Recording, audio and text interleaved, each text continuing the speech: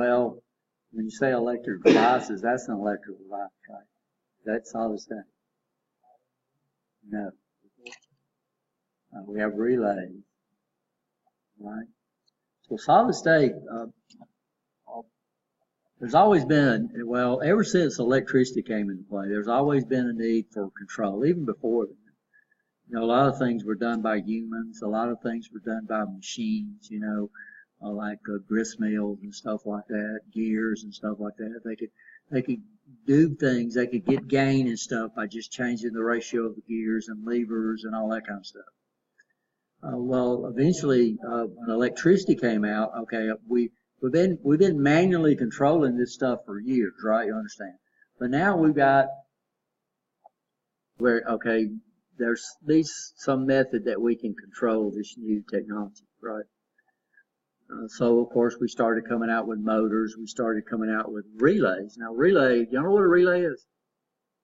Are we okay? What a relay is? So first thing we'll look at is basically basic electronic or solid state theory. And like I said, y'all have access to all these PowerPoints.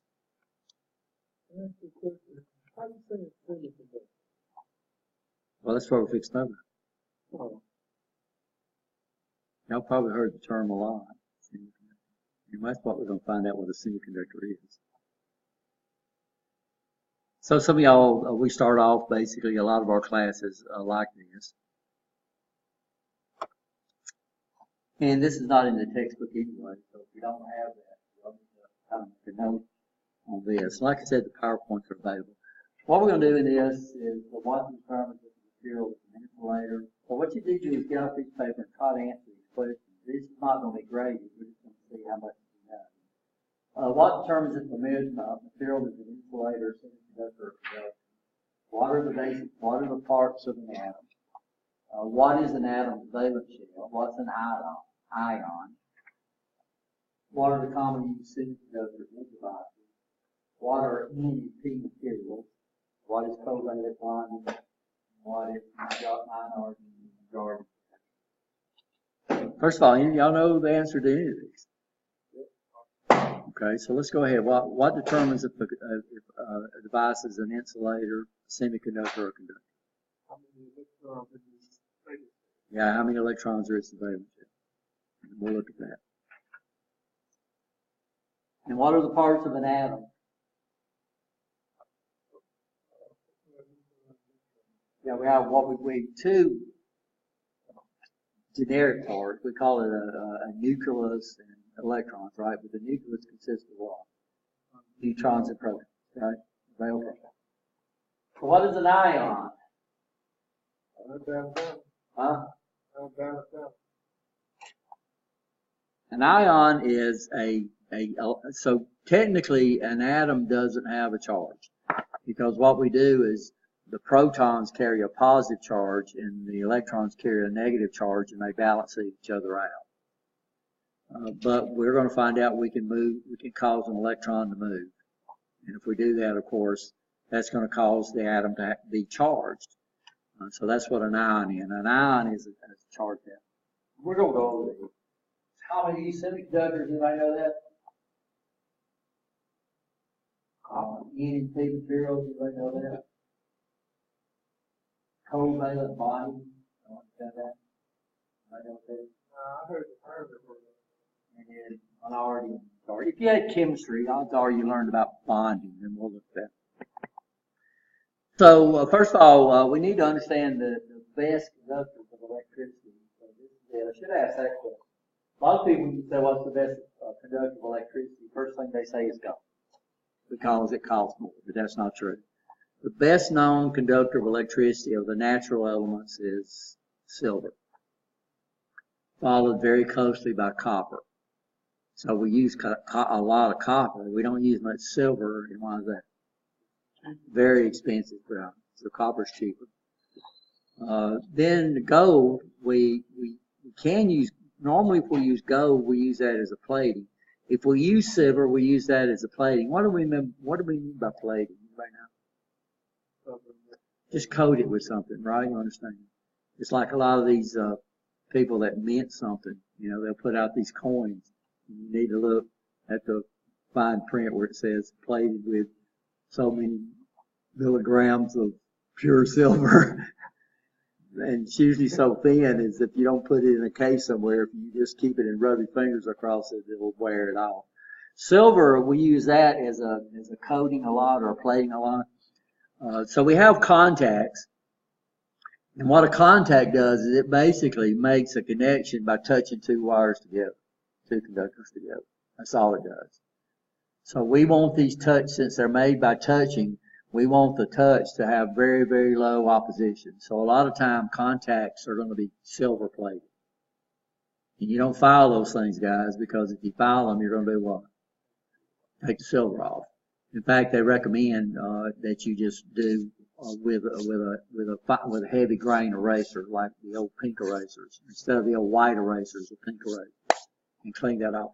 And just because they're gray, guys, don't mean it's bad, because silver rust is as good a conductor as silver, and silver corrodes real fast, right? You understand that? So a lot of people will go in and they're having problems, and they'll pull the contacts instead of being nice and shiny, they'll be gray, and what they'll do, they'll file off the copper, the silver, and then they get it down to copper. Now, copper rust or copper oxide is an insulator. So what happens, people will file them off, and it works for a while, and then it stops working once the copper corrodes. So gold, what's the advantage of gold over the other two metals?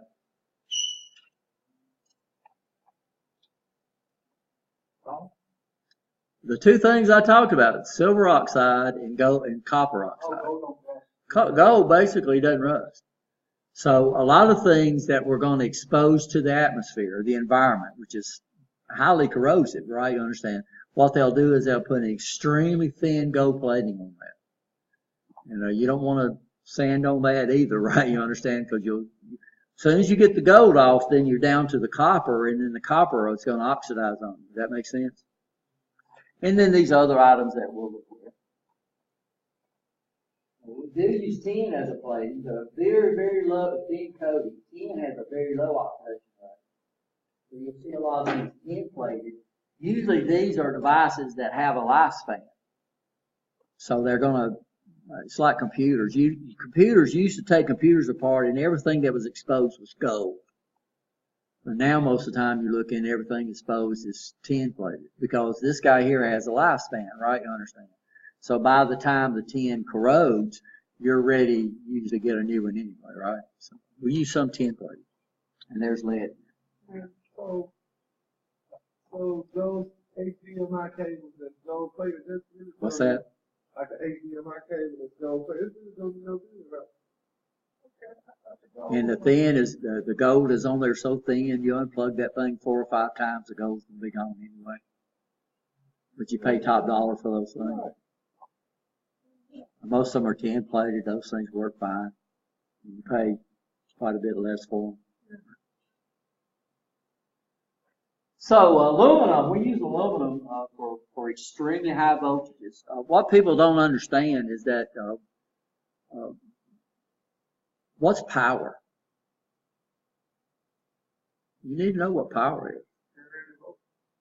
You're telling me how to calculate it, but what is power? Power is work. Okay. So the power company, that we call it the power company. We don't call it the voltage company. We don't call it the current company. We call it the power company. They're selling you work. Right? You understand? And you're paying for what? Work. Okay.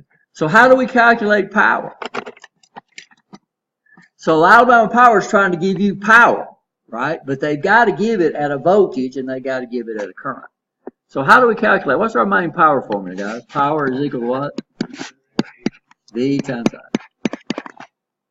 But Alabama Power is trying to sell you power. They're not selling you voltage. They're not selling you current. They're selling you power. And they're trying to get it to you. How many people live next to a power station? They're way off. Well, how can they give that power? Every conductor has a resistance. What determines the resistance of a conductor?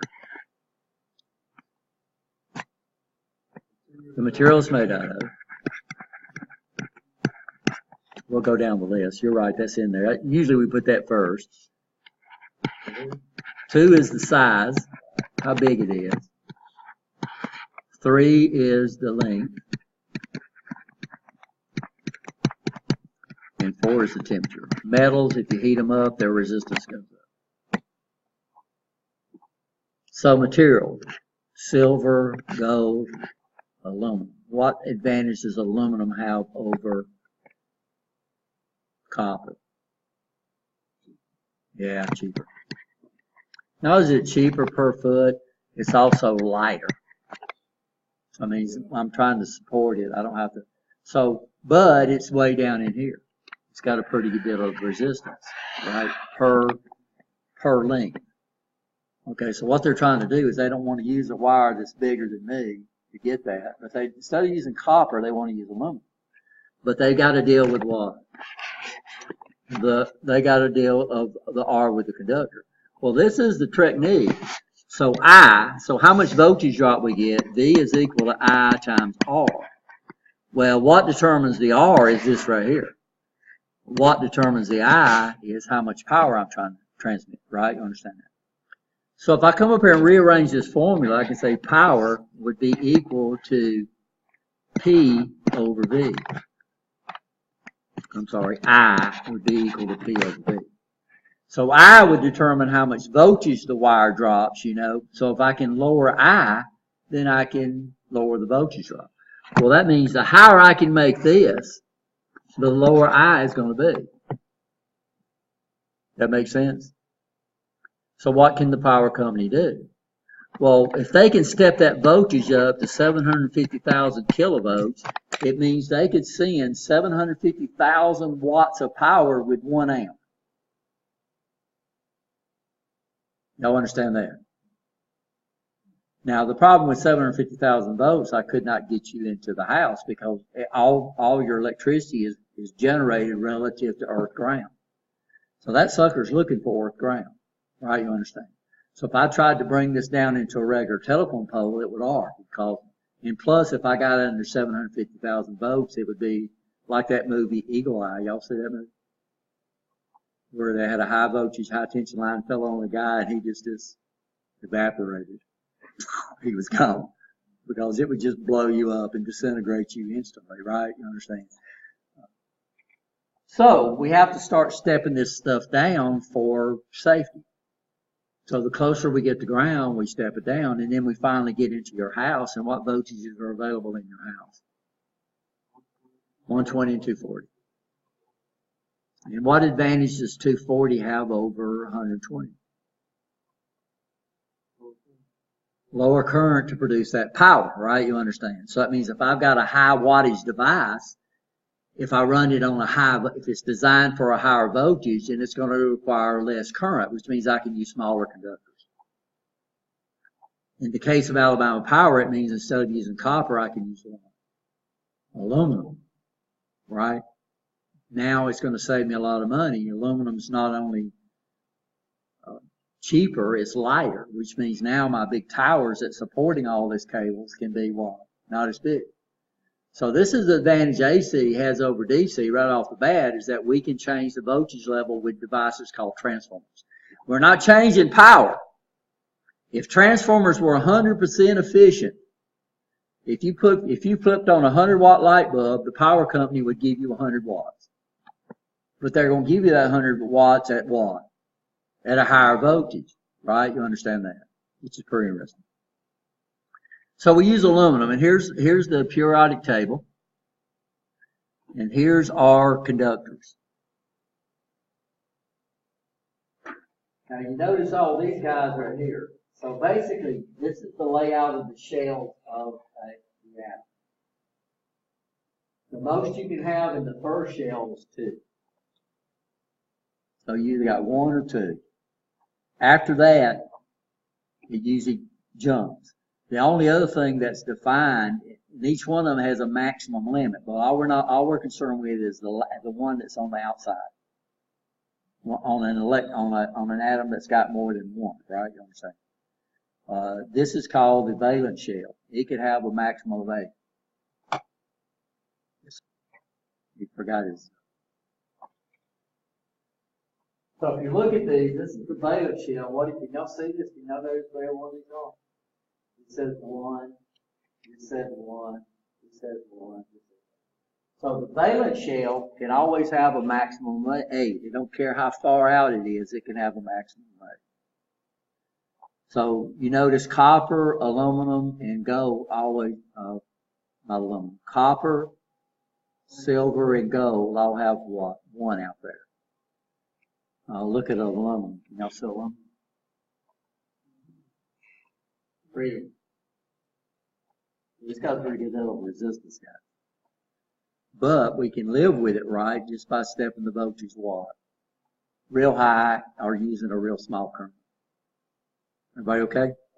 Well, there's the periodic table. Any questions so far? So an atom consists of 2 main parts. We have a nucleus and we have electrons orbiting around the nucleus consists of 2 parts, protons and neutrons. What's the difference between a proton and a neutron? Protons are positive charge. Neutrons are neutral. They have no charge. They just add to the weight of the atom. So charges. Electrons are negatively charged. Protons are positively charged. Neutrons are negatively charged. Now, if the atom is balanced, it's not an ion, then these guys, every electron has the exact same negative charge as the proton, so they balance each other out. And what does opposite polarities do? They attract. So that's why the electrons orbit at a certain speed around. So it's kind of like satellites. So satellites, if we operate them at a certain speed around, they'll stay at what? The same level. If they move out, they have to operate at a different speed, right? You understand that, depending on how far they're at, but they still are pulled in by gravity. Electrons and protons have the same net charge, but with opposite polarities. It's opposite charge to attract. The electrons orbit around the nucleus. Normally, an atom will have an equal number of electrons and protons. If electrons and protons have equal opposite charges, this will leave us with a net electrical charge, right? Everybody okay so far? Electrons orbit in energy bands that we call shells. Electrons near the nucleus have less energy than the guys on the very outside, right? You know what I'm saying? Okay. The outermost shell is called what? Valence shell. Electrons in the shell are called what? What do you mean by less energy? Moving slower? They don't have to have as much energy to stay bonded, right, to the atom. These guys out here have to have more energy to bond them. So what happens, these are the guys we're going to cause to move, not the guys on the inside orbit, but the guys on the outside orbit, right? And we're going to force those to move. And you see it all the time. What is current flow? Well, current flow is what? Electrons. Where does current flow exist? Well, the electrons come from the valence shell. These guys, if we have enough energy, we can cause them to move, right? You understand? So if I put a negative polarity on them, I could cause them to move. And then that's what current is. So it's actually moving. Of course, and we'll talk about this too in a minute. Okay? Make sense? If Adam says 1 shell, the maximum is 2, after the first band, the valence shell can hold a maximum of what? 8. Minimum of 1, maximum of 8. The valence shell determines what the conduction capability of the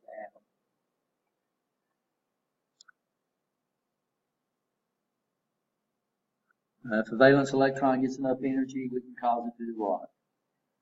Escape. As soon as it leaves, we create an ion, right? You understand? And then it's going to try to move to somewhere else. And it's going to try to join another atom because it sees another nucleus. As soon as it pops into that, now we got a negative ion, right? You understand? And then it's going to do what? It's going to jump and jump. So we say electrons are flowing in a conductor, but actually there's 2 things flowing. And we have different techniques that we teach. Originally, when they came out with electricity, they were dealing with pressures. And normally things flowed from a high pressure to a low pressure, and that's even true. So wind rotates, and they rotate depending on whether it's high pressure or low pressure, right? A high pressure is generated by a lower temperature. Low pressure is generated by a higher temperature. So high temperatures, heat tries to make what?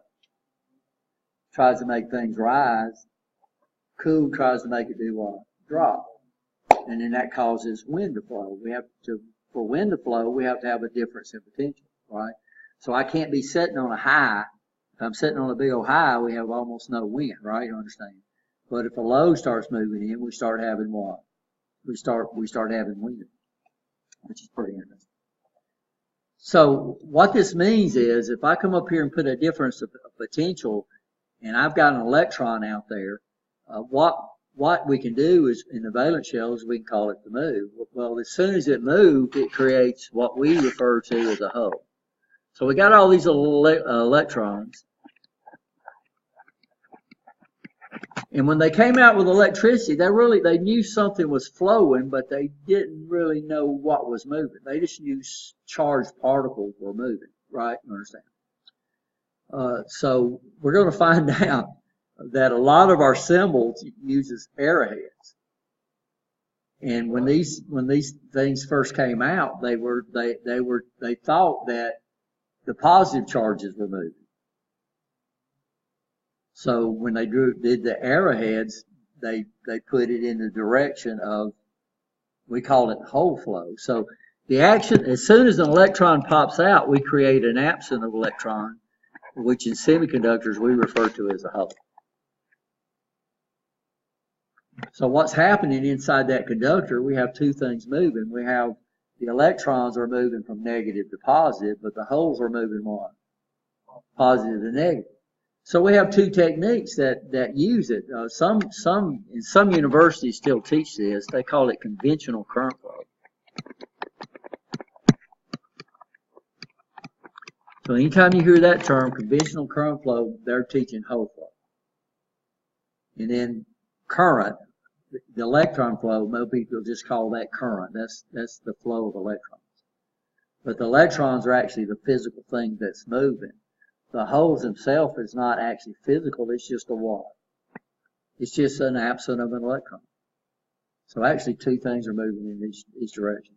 Now as far as Ohm's law goes, as far as Watt's law goes, as far as all the laws you know, it makes no difference. A resistor, the positive side of the resistor would be the positive whether you teach conventional current flow or you teach electron flow. The only thing that changes is the rules of magnetics. So we have rules of magnetics, and I'd have to go look them up myself. One of them's called the left-hand rule, where if you come up here and you point it in the direction of field, this would be the direction of motion. This would indicate where your north polarity would be if you're doing electromagnet. Well, in conventional current flow, they might call it the right-hand rule. In electron flow, they would call it the left hand. I gave my wrong. They'd call it the right hand rule, and they'd call it the left hand rule. That's the only thing I know of that changes. Is your rule of magnetics. Which side is the north pole and which side is the south pole? Which way does a motor turn? A DC motor turn when you put power on? And all they do is change which hand you use. Right? Does that make sense? But conventional current flow or hole flow is going to come into play in semiconductors. So valence electrons gets enough energy, it escapes the valence shell. It's called a free electron. The process of losing the gaining electron is called what? Ionization. So if we lose an electron, we create a positive ion because now the protons, we have more protons than electrons. If it gains an electron, we call that a negative ion. Everybody okay?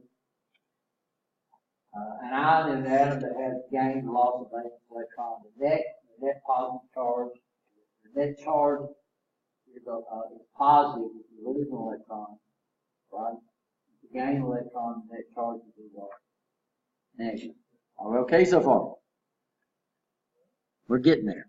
And this is what it is. So atoms that have 3, 2, and 1 electrons in the valence shell make good conductors. With 1 being what?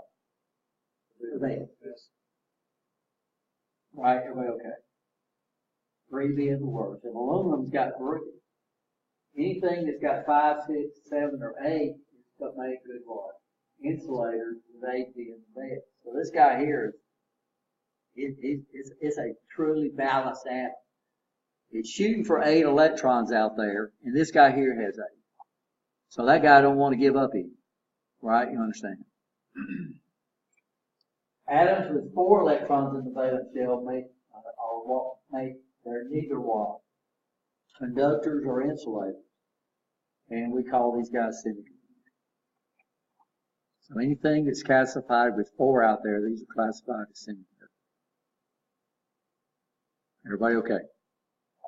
And we use semiconductors for resistors. I mean, we use, for years and years and years, resistors were made out of carbon. Carbon's a semiconductor. And so what we can do is, the bigger it is, the more resistance it has, so it's pretty interesting. So here's our table. Here's our semiconductors. So carbon, it's got 4. Silicon, it's got 4. Germanium, it's got 4. Tin, it's got 4. Lead, it's got 4. And this guy down here, I can't read that 4. Now, for handling and using, the 2 most popular semiconductors we use is silicon and germanium. Originally, it was germanium. Silicon was found to have better temperature characteristics. So now our semiconductors are predominantly silicon. Silicon, we can use silicon to make glass. We can use silicon. Silicon is basically the main makeup of most sands. Sand.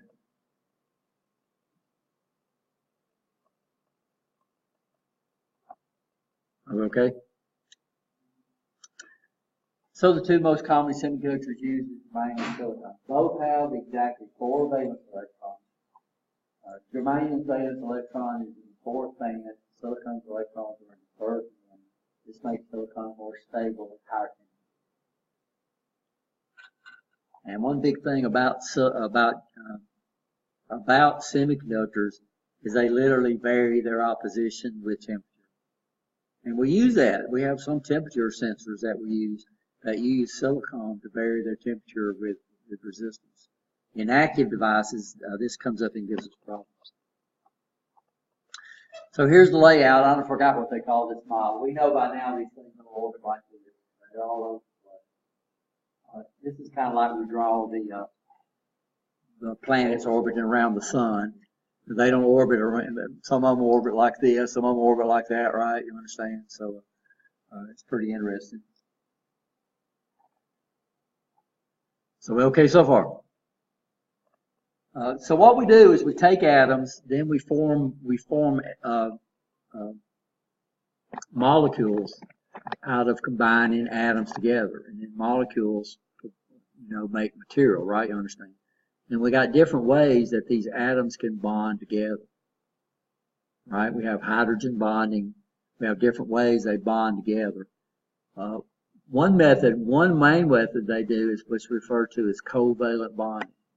Now, what these things try to do to be what we call a perfectly balanced atom is that it wants to try to get 8 electrons in its outer valence shell.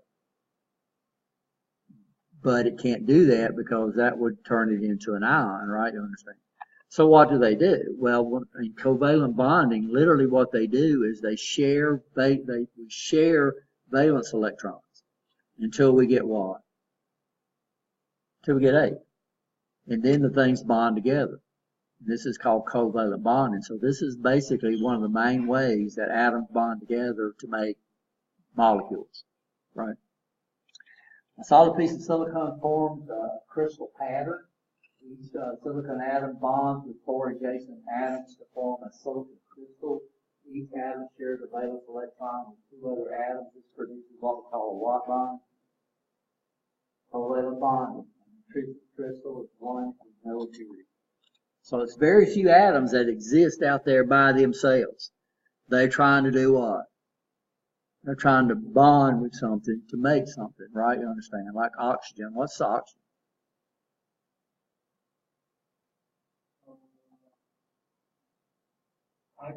It's O2, right? Now water, so it bonds with itself, right? Two atoms, right? Then we have what we call H2O. What's that water? That's water that bonds with hydrogen and two oxygens, right? You understand that? Here what we're going to do is we're going to have, this guy's got 4, right? A guy's going to move in here. It's going to say, I'm going to bond with 2, right? You understand? And then we go around, have 4 atoms that bond together. Then each one of them share 2 electrons, and we end up with 8. So this is covalent bonding.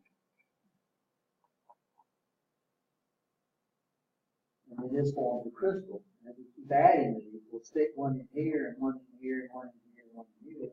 And then we have a piece of silicon, right? You understand? We have a lattice of silicon.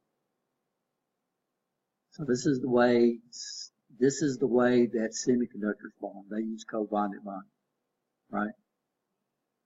So if I got a piece of silicon in my hand or a grain of sand, there's thousands of atoms inside that, right? You understand? And they're all bonded using what? Covalent bonding. Everybody okay? So these are just different diagrams that show how this works. We have a video up there where these guys are dressed up like atoms. It's pretty neat. Okay. Are we okay? When an electron jumps, when an electron moves out, if we put up there, then what happens is we can cause the electron to jump out of the valence band up into this atmosphere, which we call the conduction. If we can get it up into the conduction band, what can we do? We can cause it to move, right? Then what happens is the vacancy creates what we refer to as a hole. And the hole is looking to be filled, right? You understand? And so this is what happens in a conductor, is we put enough of a difference of potential to cause the electrons to move from negative to positive, but you got to visualize that when they're moving negative to positive, what the hole's doing. They're moving in the opposite direction. It's just like if I put a bunch of glasses of water up here and they were empty and I started moving and I had one empty one and I started doing what? Filling them, then the water would be moving in this direction and the empty glass would be moving in the water in the opposite direction. So actually there's 2 things flowing in a conductor.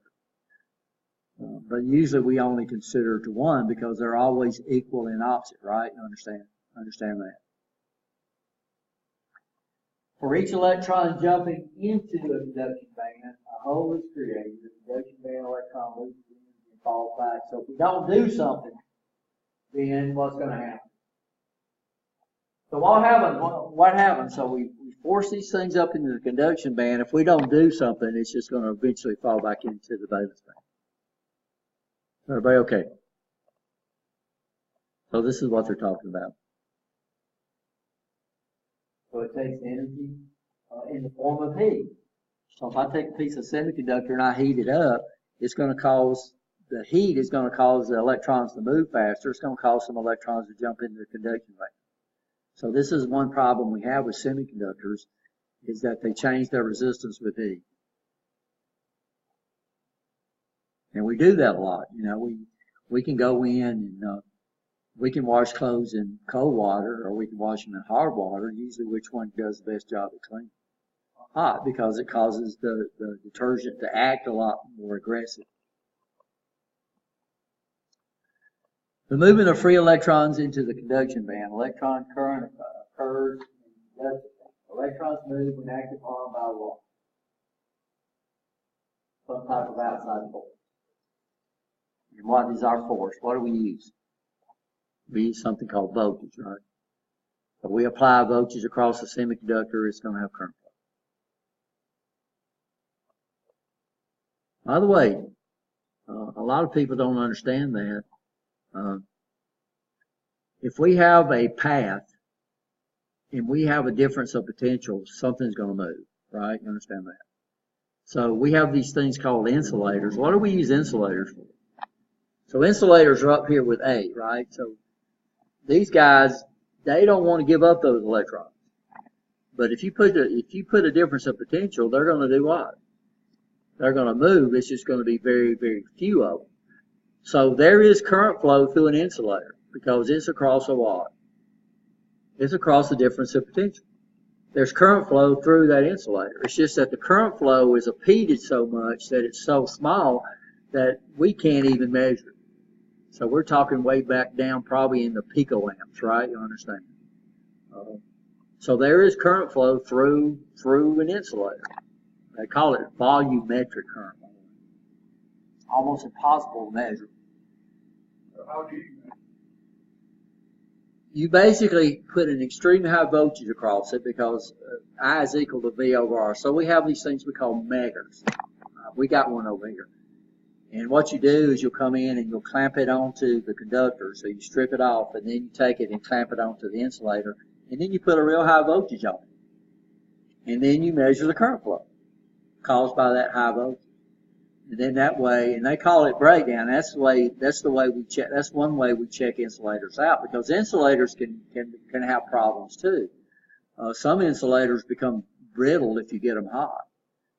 If you ever arc through them, so if you ever have a lightning strike or something and it creates a lot of voltage and arcs through them, well, as soon as it arcs through that insulator, you've created a carbon path through that, right? You understand? And now you reduce the resistance of that.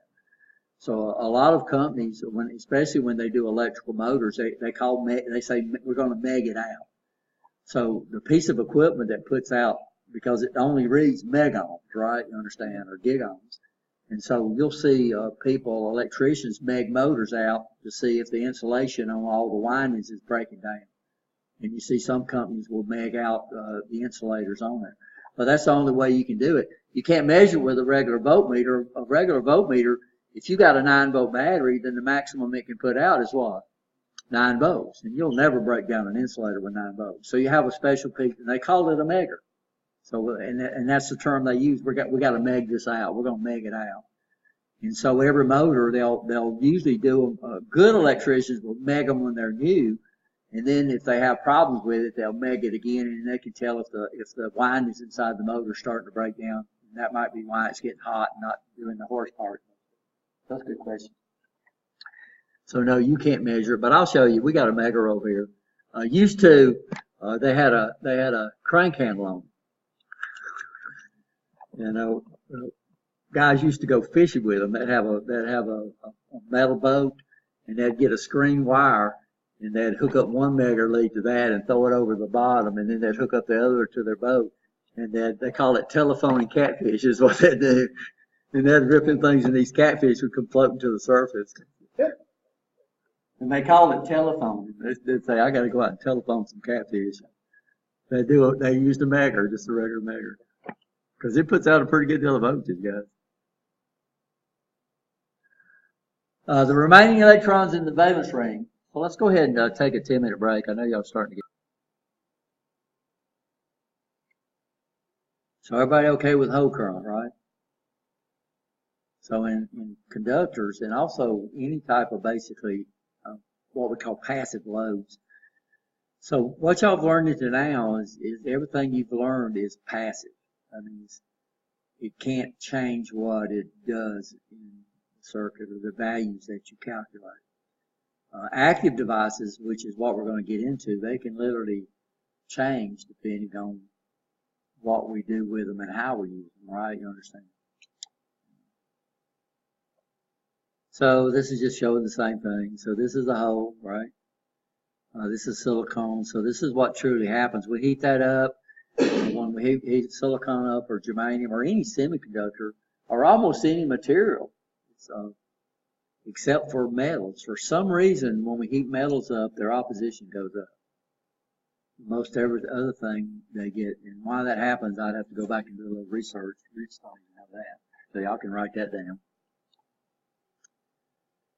So if I was to come up here and put a difference of potential across a piece of silicone or semiconductor, then we would have flow. We would have electrons moving from negative to positive, and we would have holes moving from positive.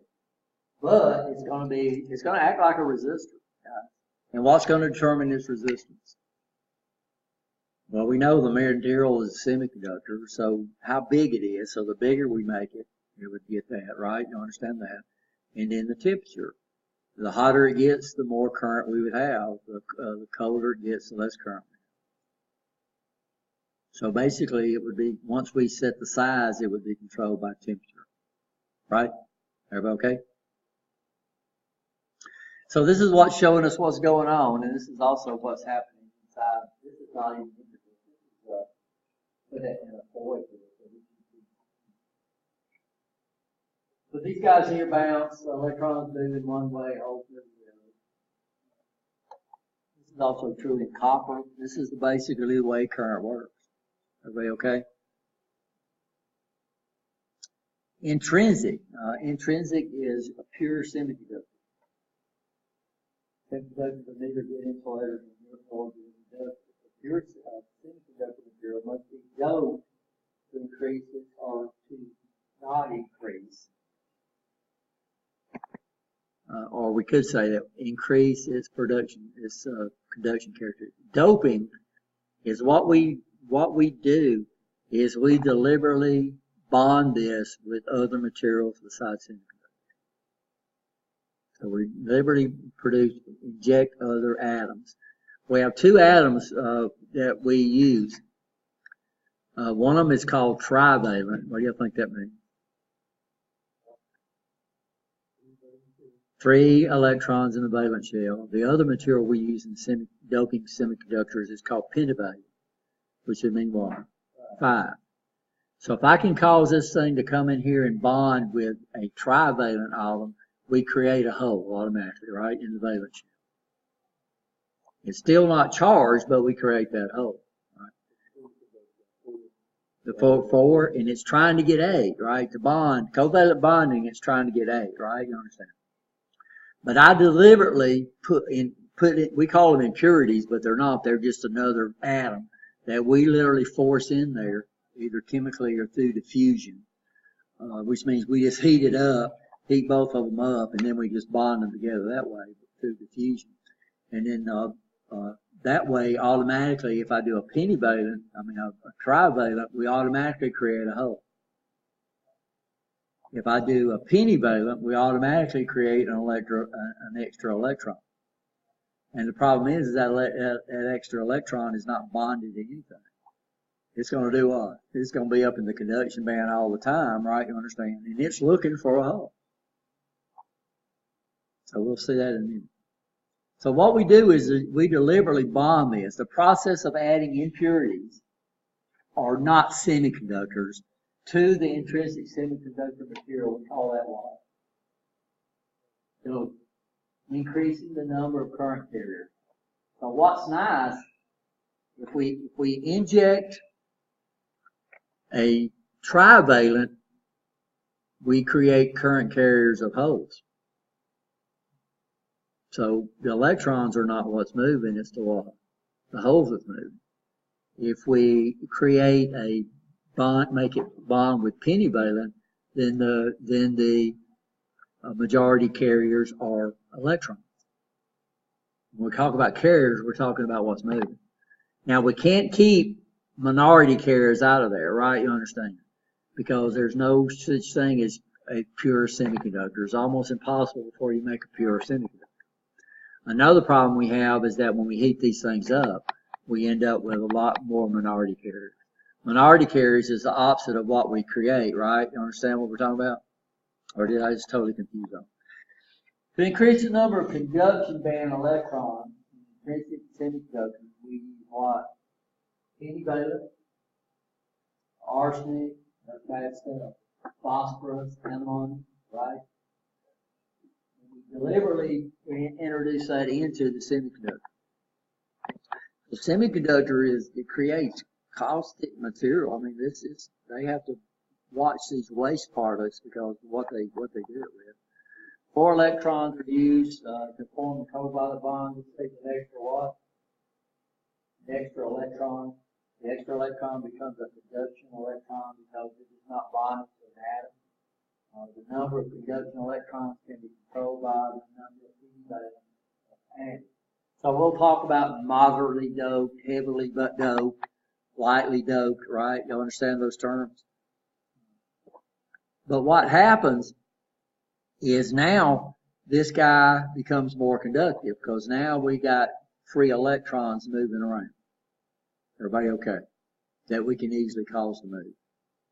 And the amount of conduction would be how much we dope it.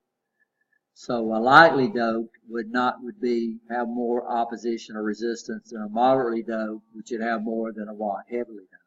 Everybody understand that? This is really going to get neat. So this would be an example of bonding with a incubator. This guy's out there just doing what? Jumping around. Jumps into an electron.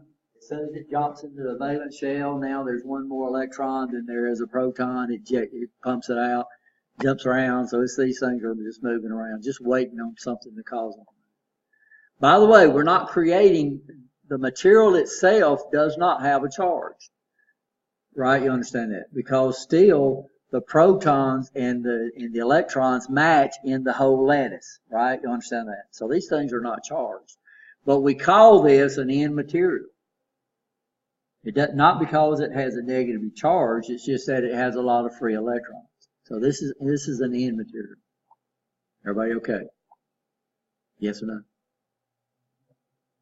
N material is a term used to indicate the semiconductor material is doped with a pin-based material. Therefore, in N-type material, we say the majority carrier is what? The electrons, the minority carrier is what?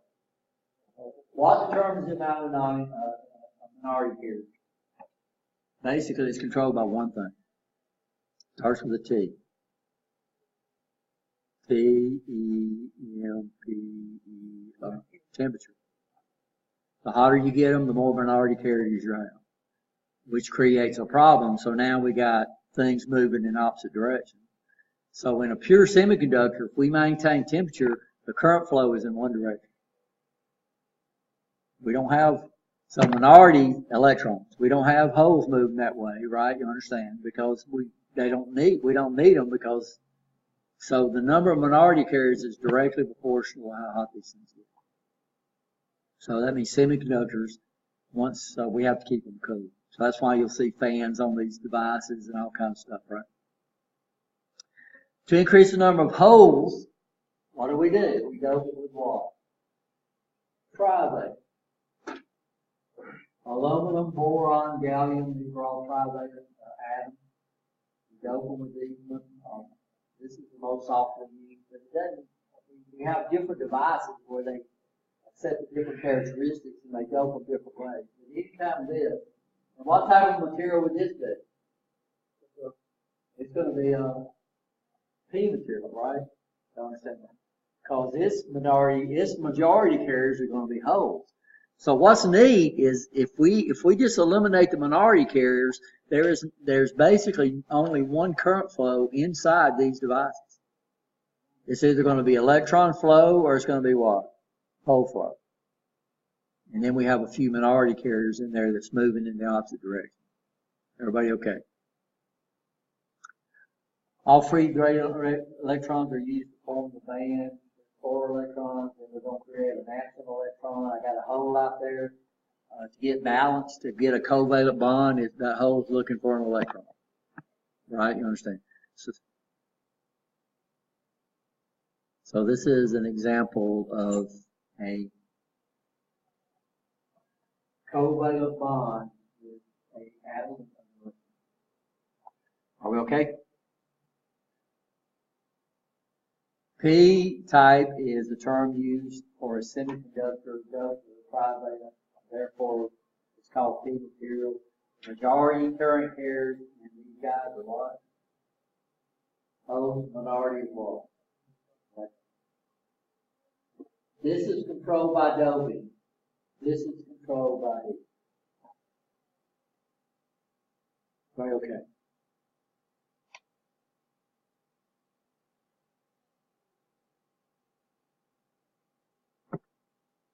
So any questions so far? So what's valence? What's free electron? guy, we can cause him, we can excite him with an external force and cause him to move. What's silicon? It's a semiconductor. What's a hole?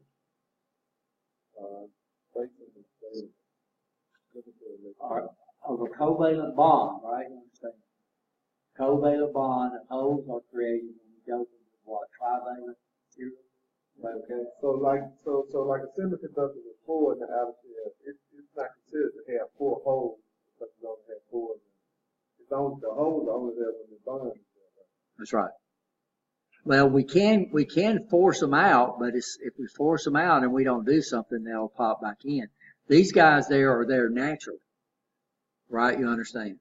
So I can force things into the conduction band by putting either a high enough difference of potential or heat. Heat forces things in the conduction band. Here I've got things up in the conduction band that I don't have to do anything. They're just out there. And then I can control the flow.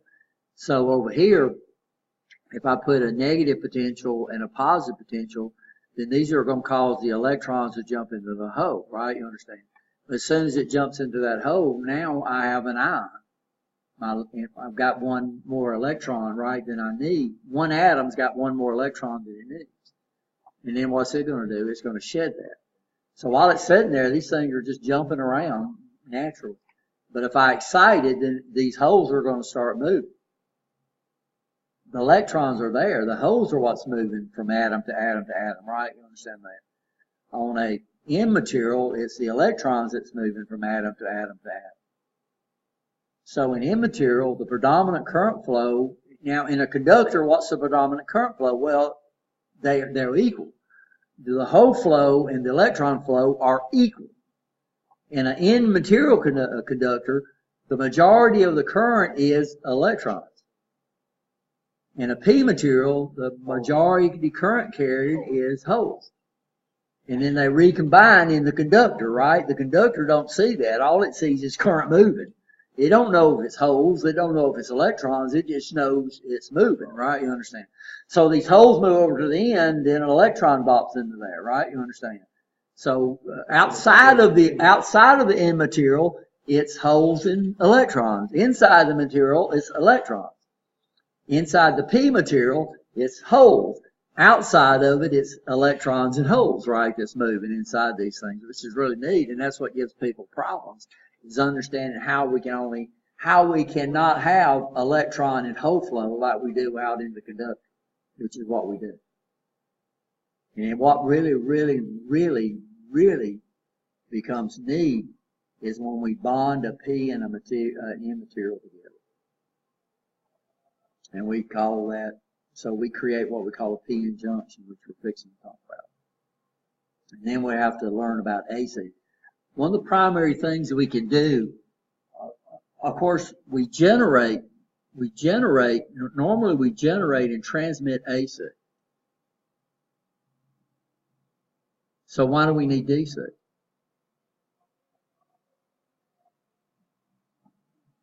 So why do we have two currents? Why do we have AC and why do we have DC?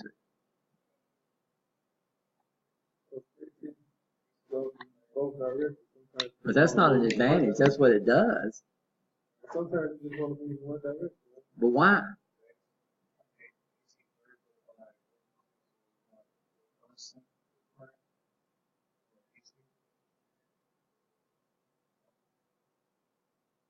AC we can easily transmit. We can step it up, high voltage, step it down, right? You understand that?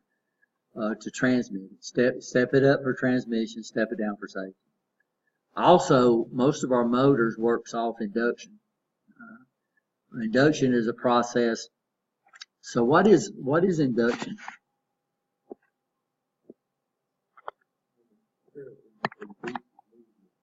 Yeah, so we can have a conductor, and over in over in A210 we have a big old magnet over there. Have y'all seen that? And we have a big old magnet, and we have a bunch of coils of wire. And we'll walk over there, and we'll take the coils of wire, and we'll move it to the magnet, and we see our meter deflect. And so make sure when you get in that class you see it. So to induce a voltage or generate a voltage or an electromotive force magnetically, what we need is we need a magnetic field.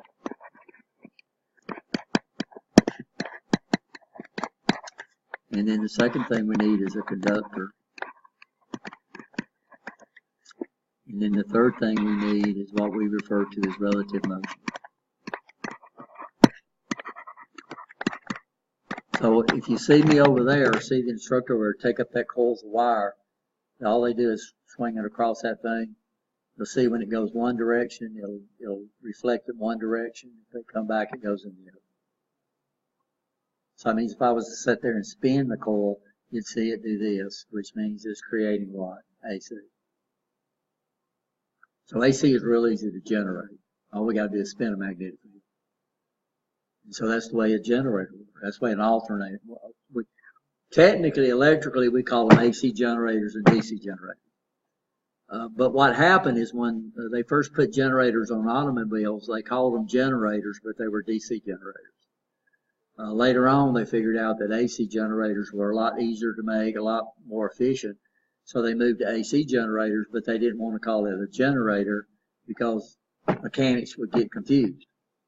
They say we need to put a generator on that thing. So they changed the AC generator over to a term we call alternators. So all we have to do to generate AC is take a magnetic field, a north-south, and then we have these coils of wire out here, and we just spin this thing. And every time it spins around, when the north spins through, it would generate one polarity. When the next one spins around, it would generate the other polarity. So that's all you're doing. That's the way your alternator works. Now, what determines the amount? Well, let's do it down. We'll go right down here. Strength of the field.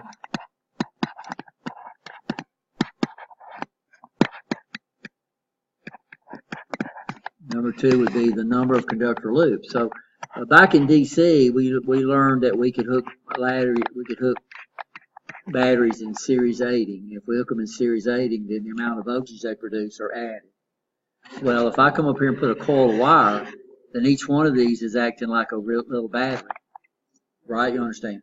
And the voltage induced into one wire would add to the other one. So the more coils of wire we have, the higher the voltage the generator can put out. So the next thing would be the number of conductor loops. I might have to close that door. Miss Wilson's teaching intro to robotics. It's the first time she's done it. And then number 3 would be the speed of the motion.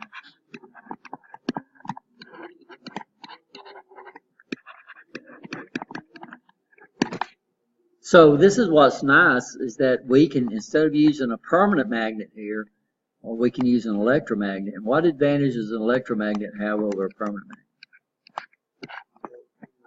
We can control this way. So now we can have what we call a regulator. So what your car can do. So think about your car. How many speeds does your alternator see? A lot, right? So you press on the gas, the alternator goes. The alternator wants to speed up. It wants to put out more voltage. But all we have to do is just have a circuit that senses it. If the voltage tries to go up, we lower the current to the field, make a less strength magnetic field. If it tries to go down, we increase it. That's what your regulator does. So all it's doing is constantly changing the strength of the field. But AC automatically does this. So what does AC do? Well, AC puts out a current, okay, creates a magnetic field, okay, right? We can run it through a bunch of this, and AC has what? Motion. DC don't have motion. So what we can do is we can have a set of coils. We can come over here and put another set of coils, and we can couple them with a piece of metal, and now automatically I can transfer energy through, and we call these guys what? Transformers.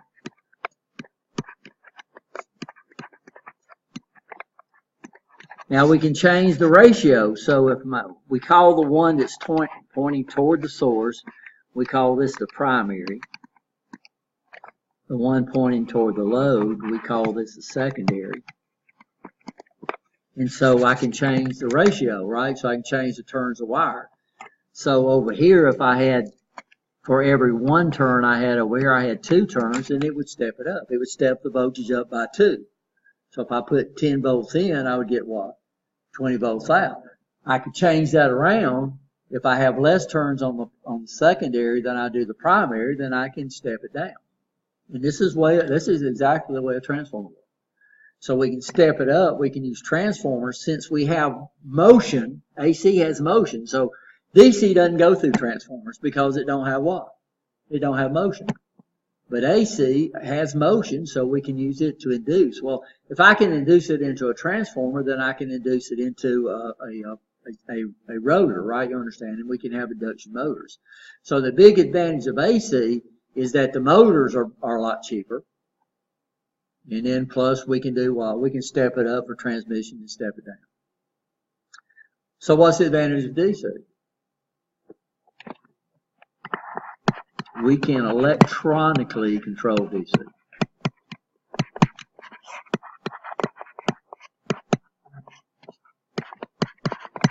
And that's it. So electronics work off DC because we electronically control it. So what does your cell phone run on? DC. Right? Now we have a power supply, so we call these guys power supplies. So this is one of the first circuits we're going to look at is a power supply. And what is the function of that power supply? Turn AC into DC at a level this guy right here can understand.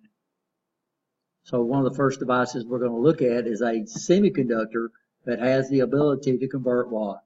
AC into DC. So all this. So your TV runs off DC. So what's in your TV? Normally some of the power supplies are built in. Some of them they're not. Most of your flat screen TVs usually have one of these. The power supply is no longer in there. It's outside, right? A lot of your other things, it all depends on what you see. Are we okay? So one of the first devices that we're going to look at, that we'll just get a basic introduction today, is a device, a semiconductor. We call them semiconductors, but in real life, they are not pure semiconductors. They are doped semiconductors, right? But you'll hear people say, those are semiconductors, but actually they're what? They're doped semiconductors. And what we find out with using the correct doping, combining these things together, we can literally control how these things conduct. And one of the things we can do is we can make them amplify signals, which means we can get more power out than we do. They don't create power, but we can make them manage power. So that's what we call these things. We call them what? Power supply. These are the guys that's providing the power. So that's why when you go out and unplug your radio or turn it off, it don't work. The signals are still coming in. But what we can do is we can make semiconductors control the power from a power supply. So we can get gain. We can bring it through this. We can bring it through a semiconductor, and it can control the power of a power supply, so we get more power out than we do what? Put in. So now we can receive a signal on a little old antenna on the top of our car that if you tried to measure it, you'd measure nothing. And then you can get 100 watts worth of power on the other side by going through these semiconductors that have the ability to manage a what? Control the power of the power supply. And that's what these active devices. So normally when people talk about semiconductors, it's not intrinsic semiconductors, it's what? Doped semiconductors. Y'all understand that?